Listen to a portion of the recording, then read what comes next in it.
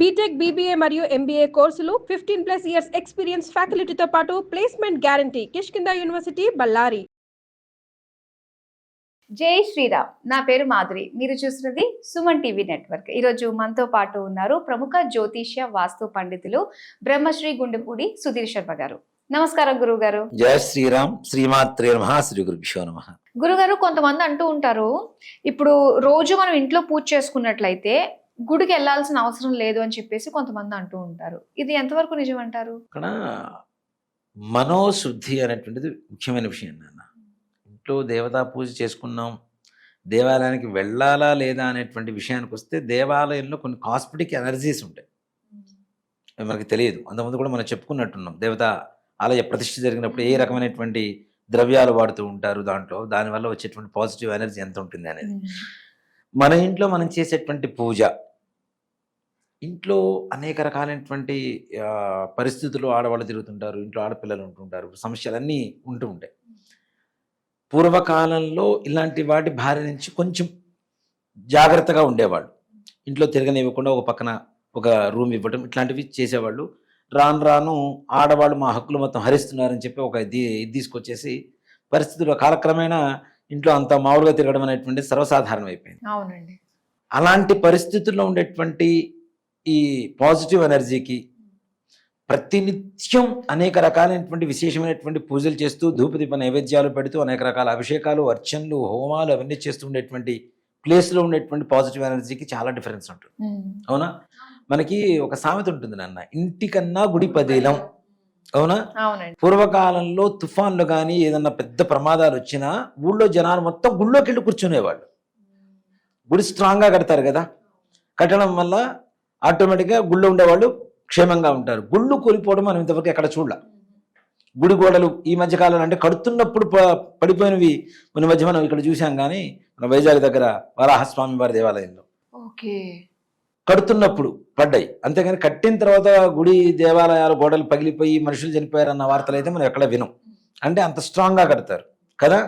ఇక్కడ అలాంటి సమయాలే కాకుండా మనం నిత్యం పూజ చేసుకునేటువంటి వాటితో పాటు ఇంకాస్త పాజిటివ్ ఎనర్జీ కావాలి, ఇంకాస్త ఎక్కువగా పవిత్రంగా ఉండాలి, మన మనస్సు బాగుండాలి అనుకుంటే మనం ఇంట్లో కొద్దిపాటి పూజ చేస్తానన్నా ఒక అరగంట సేపు పూజ చేస్తాం, వెళ్ళిపోతాం కదా.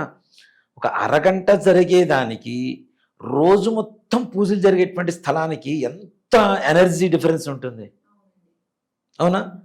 100 కోట్లు ఉన్నవాడికి 100 రూపాయలు ఉన్నవాడికి ఉన్నంత తేడా ఉంటుంది. దాంట్లో అనుమానమే లేదు. అక్కడ నిత్యం ఒక దైవశక్తి గర్భాలయంలో మాత్రమే ఉంటూ దాన్నే ఆ శక్తిని బయటికి నడుపుతూ జనాలందరికీ పంచుతుండేటువంటిది ఒక యాంటీనా ఉంటుంది మనకి. ఎట్లా? ధ్వజస్తంభం. దేవాలయం ఉండే పవర్ మొత్తం ఏదైతే జనాలు ప్రదక్షిణాలు చేసేటప్పుడు ఆరా తిరుగుతూ ఉంటుందో అది మొత్తం తీసుకొని యాంటీనా లాగా ఊళ్ళోకి జనాలకి ఇస్తూ ఉంటారు. యాంటీనా ఇప్పుడు మనకు వచ్చిన యాంటీనాలు ఎక్కడి నుంచి వచ్చినాయి నాన్న? ధ్వజస్తంభాన్ని చూసాక మోడల్ చేసింది. అవునా? అంటే ఈ ఎనర్జీ ట్రాన్స్ఫార్మ్, అది ధ్వజస్తంభం అనేది ఒక ట్రాన్స్ఫారంలో కరెంటు నిల్వ చేసుకుంటుంది, కంట్రోల్ చేసి పంపిస్తుంది. ఏ ఇంటికి ఎంత కావాలో పంపిస్తూ ఉంటుంది కదా. అది కూడా ఎనర్జెటిక్ ట్రాన్స్ఫార్మ్ అని చెప్తాను నేను. ధ్వజస్తంభాన్ని యాంటీనా ద్వారా బయటికి వెళ్తూ ఉంటుంది. అది పూర్వకాలంలో విలేజెస్ ఊళ్ళు ఎక్కడున్నా బాగానే ఉంది. ఇప్పుడు జనాభా పెరిగిపోయారు. ఇప్పుడు మనం డైరెక్ట్ ట్రాన్స్ఫారం కాదు, డైరెక్ట్ కరెంటునే ముట్టుకోవాల్సిన పరిస్థితి, అంత పవర్ కావాల్సి వస్తుంది. అవునా? ఒక ట్రాన్స్ఫారం ఉంది, ఒక ట్రాన్స్ఫారానికి ఇన్ని వాట్స్ పవర్ అని ఉంటుంది. దానికి మించి ఎక్కువ మంది వాడుకుంటుంటే అది ఏమవుతుంటుంది కదా, పేలుతుంది కదా. అట్లాంటప్పుడు ఏం కావాలి? మనం ఎక్కడైతే పవర్ ఇదవుతుంటుందో, ఎక్కడైతే ప్రారంభం అవుతుందో అక్కడికి వెళ్ళాల్సింది తప్పనిసరిగా. అది చాలటం లేదు కదా. మన ఇంట్లో పూజ మన ఇంట్లోదే. దాంతోపాటు దేవాలయాలకు వెళ్ళటం అనేది ప్రధాన అంశంగా తీసుకుంటే, ఇక్కడ ఇందాక కూడా మనం చెప్పుకున్నాం విగ్రహం నిగ్రహం కోసమే అని చెప్పి. దేవాలయానికి వెళ్ళటం ప్రారంభిస్తే పిల్లలకి కూడా అదొక ఆచారంలాగా తయారవుతుంది. మన హిందుత్వం నిలబెట్టడానికి కూడా అదొక కారణం అవుతుంది. ముఖ్యంగా దేవాలయాలకు వెళ్ళినప్పుడు కూడా తప్పనిసరిగా మనస్సు భగవంతుడి మీద కేంద్రీకరించి ఉంచాలి.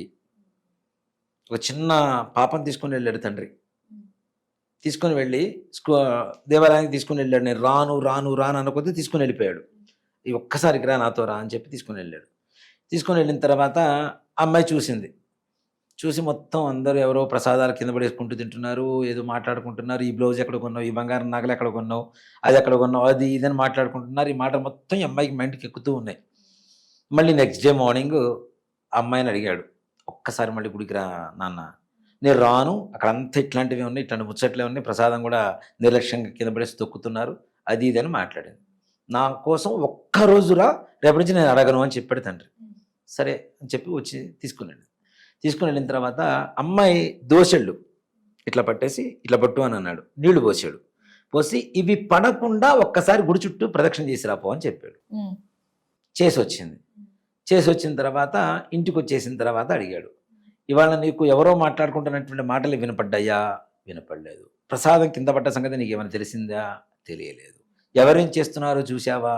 చూడలేదు. ఎందుకు చూడలేదు? నా ధ్యాసంతో దీని మీద ఉంటే అవన్నీ అక్కడ చూస్తాను అందుట. మరి నీ ధ్యాస భగవంతుడి మీద పెడితే ఇవన్నీ కనబడవు కదా నీకని చెప్పాట తండ్రి. కాబట్టి మనం అక్కడికి వెళ్ళినప్పుడు ఎలా ఉండాలంటే మనస్ఫూర్తిగా భగవంతుడిని ప్రార్థించేటువంటి విధంగా ఉండాలి. దీంట్లో దేవాలయాలకు వెళ్లాల్సినటువంటి విధానం అనేటువంటిది మనం తర్వాత చేద్దాం. మళ్ళీ కూడాను గంట కొడుతూ ఉంటారు నాన్న. గంట కూడా ఎప్పుడు గణ గణ గణ గణ గణ భోగించకూడదు. 3 సార్లు మాత్రమే కొట్టాలి గంట.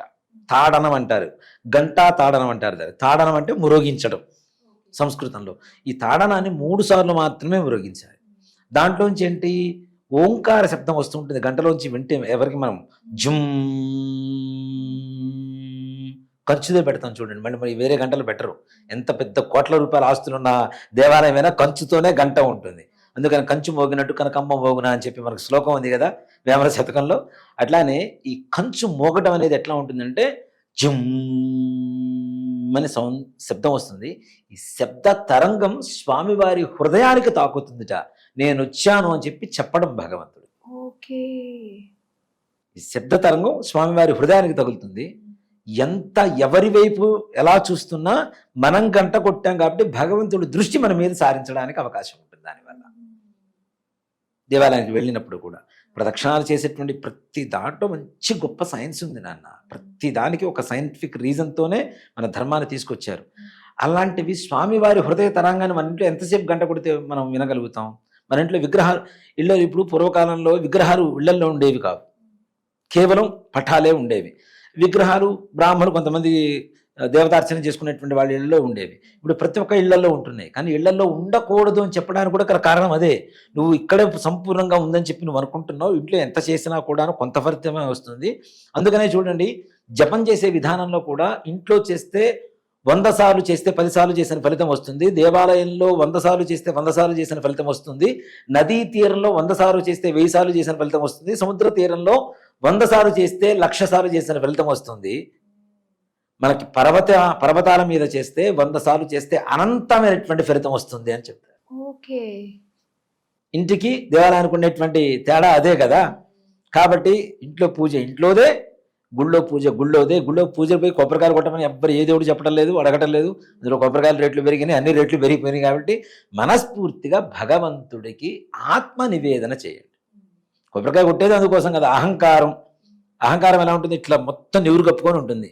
భగవంతుడి ముందు కొబ్బరికాయ కొడితే కొబ్బరికాయలో నీళ్ళు ఏంటి బయటికి రావు కదా, కనపడవు కదా, కొడితేనే కనపడతాయి. ఆ లోపల ఉండేటువంటి కొబ్బరి నీళ్ళు ఇవన్నీ కూడా అహంకారానికి చిహ్నం అంట. భగవంతుడి ముందు మన అహంకారాన్ని ఛేదన చేయటం. ఛేదన చేసిన తర్వాత కొంతమంది బొట్లు పెడుతుంటారు. పగిలిపోయిన అహంకారానికి బొట్లు పెట్టడం ఏంటి? అర్థం పర్థం లేనటువంటి వ్యవహారం. కానీ అవునా? పూర్వకాలంలో ఈ బొట్టు ఈ కుంకుమ పెట్టడం కూడా ఒక సంప్రదాయం ఎక్కడి నుంచి వచ్చిందంటే, పూజారి గారు భక్తుల్ని ముట్టుకునే వాళ్ళు కాదు కాబట్టి అమ్మవారి కుంకుమార్చన చేసినప్పుడు కుంకుమను బయట పైన రాసి ఇచ్చేవాడు బొట్టు పెట్టుకోవడానికి. ప్రసాదంగా ఇట్లా చేతికి ఇచ్చేవాడు, అది బొట్టు పెట్టుకునేవాడు. అది చివరికి సంప్రదాయంగా మారిపోయింది. ఇప్పుడు మనం కుంకుమ మొత్తం పూసేసి మనం కొబ్బరి తింటామా? అది దేవుడికి మాత్రం అట్లా పెడతాం నాన్న. అవునా? అది పెట్టేది కూడా శుద్ధంగా ఉండాలి కదా కొబ్బరికాయ పెట్టినప్పుడు కూడా కదా. అది ప్రశాంతమైనటువంటి వాతావరణం కొబ్బరికాయ కొట్టి ఇస్తున్నప్పుడు దానికి బొట్లు పెట్టి కుంకుమ పూసేసి, అసలు ఇంకొక అవివేకం ఏంటంటే, గుళ్ళోకి వెళ్ళినప్పుడు కొబ్బరికాయ కొట్టేటప్పుడు ముందు కడుగుతారు కొబ్బరికాయ. కొబ్బరికాయే పవిత్రమైంది మనకి. ఇప్పుడు మనం ఏం చేస్తాం? కలశానికి పెట్టినా అదే పెడతాం, దేవుడికి నైవేద్యం పెట్టినా అదే పెడతాం, ఏదైనా ప్రతి దానికి ముడుపు కట్టినా అదే కడతాం. అంటే ఒక పవిత్రమైనటువంటి స్థానం ఉందనే కదా. అంత పవిత్రమైనటువంటి కొబ్బరికాయని పవిత్రం చేసేంత పవిత్రత మన దగ్గర ఉందా అని అడుగుతా నేను. లేదు ఈ ట్యాపుల్లో ట్యాంకుల్లో నిలబెట్టిన నీళ్ళకుంటుందా? లేదు కదా. కొబ్బరికాయ ఇక్కడ అదే చెప్తా, దేవుడి ముందు కొట్టే కొబ్బరికాయకి అహంకారం చిహ్నమైనప్పుడు దాన్ని కడిగి కొబ్బరికాయ కొట్టి అహంకారాన్ని కడిగి కొట్టి దానికి మళ్ళీ అలంకారం చేయడం అనేది మహా అపరాధం అని చెప్తాను నేను. కాబట్టి ఎప్పుడైతే కుంకుమ పెడుతూ ఉంటామో అది బలిహరణ అవుతుంది, నివేదన కాదు. బలిహరణ అవుతుంది. బలిహరణ వేరు, నివేదన వేరు కదా. కాబట్టి ఇప్పుడు కూడా కొబ్బరికాయకి బొట్లు పెట్టడం, కొబ్బరికాయ కొట్టే ముందు బొట్లు పెట్టడం, కడగటం ఇట్లాంటి పనులు చేయకండి దయచేసి. పవిత్రంగా కొబ్బరికాయ కొన్నప్పుడు కొట్టేసేయండి చక్కగా. వాళ్లే నీళ్లు జరుగుతుంటారు, అవేవో పగిలిపోతుంటాయని మళ్ళీ నువ్వు నీళ్లు బట్టి కడగాల్సినంత అవసరం లేదు. కొబ్బరికాయని పవిత్రం చేయాల్సినంత పవిత్రత లేదు. అది చాలా పవిత్రంగా ఉంటుంది. కాబట్టి కొబ్బరికాయ కొట్టినప్పుడు కూడా బొట్లు పెట్టడం అవి కూడా చేయకండి. తప్పనిసరిగా ఇంట్లో కూడా మరలా అది కూడా చెప్తున్నాను, ఇంట్లో కొబ్బరికాయ కొట్టినప్పుడు కూడా చాలా మంది కడిగి తీసుకొచ్చి కొడుతుంటారు, దాన్ని బొట్టు పెడుతుంటారు, కొట్టిన తర్వాత కూడా బొట్లు పెడుతుంటారు. అలా పెట్టొద్దు. అలా పెడితే దేవుడికి నివేదనకు పనికిరాదు.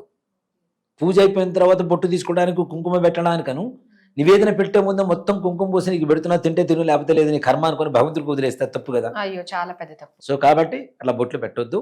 ఇంట్లో పూజ ఇంట్లోదే, దేవాలయంలో పూజ దేవాలయందే తప్పనిసరిగా. చాలా మంచి విషయాలు తెలియజేసినందుకు ధన్యవాదాలు. శ్రీమాత్రే నమః. శ్రీ గురుభ్యో నమః.